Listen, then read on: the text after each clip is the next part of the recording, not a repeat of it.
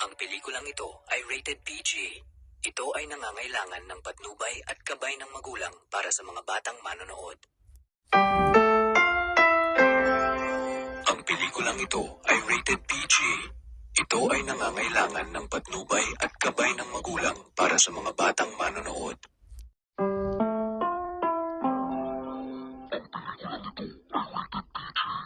Ang pelikulang ito ay rated PG. Ito ay nangangailangan ng patnubay at gabay ng magulang para sa mga batang manonood. Ang pelikulang ito ay rated PG. Ito ay nangangailangan ng patnubay at gabay ng magulang para sa mga batang manonood. Ang pelikulang